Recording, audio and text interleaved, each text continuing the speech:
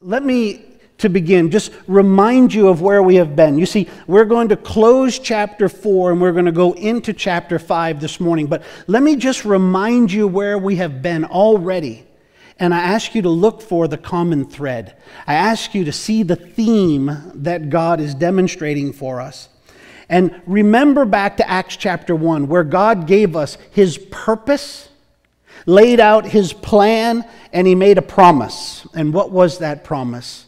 What encapsulates the purpose and the plan of God? It's the very power of God for the purpose of God, so that the people of God can enact the plan of God. Well, let's go to Acts chapter 2, and what do we see there? Starting off, we saw right at the beginning the power of God at Pentecost, as the power of the Holy Spirit came, filled the people of God, and changed them radically forever. We saw not only the power of God, but we saw there the proclamation of God. We saw the preaching of God begin, the proclamation as Peter preached that first powerful sermon, that confrontational, convicting sermon. And then we saw, before we got to the end of Acts chapter 2, we saw the power of God in the people of God. We saw the first great summary in the book of Acts, in Acts chapter 2, verses 42 through 47, as we closed out the chapter. We saw the power of God in the people of God as they were devoted in unity to the expression of God's power through them. Friends, don't miss the themes. Acts chapter 3, what happens? We open up again the power of God on display as He heals the man who had been his whole life crippled.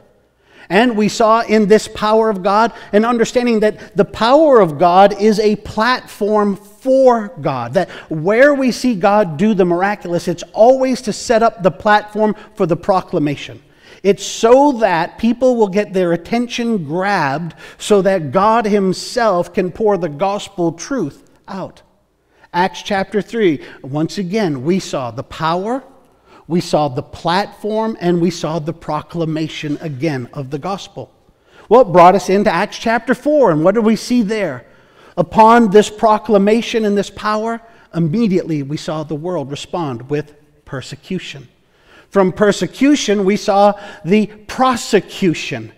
And don't forget what the love and the light of God looked like, what the power of God did in these unschooled, ordinary men who astonished the religious elite because they had clearly been with Jesus.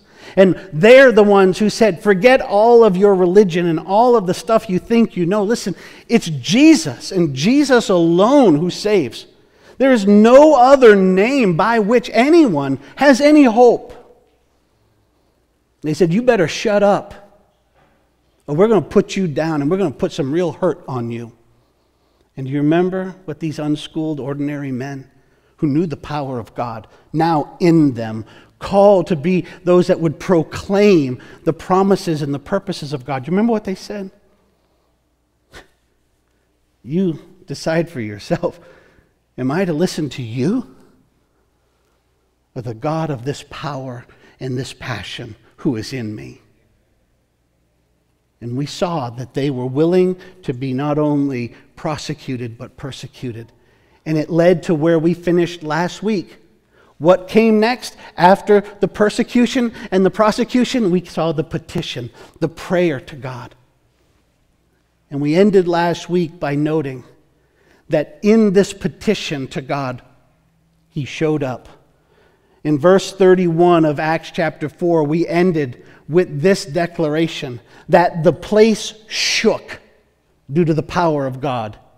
The people were filled again, third time, filled with the Spirit due to the power of God.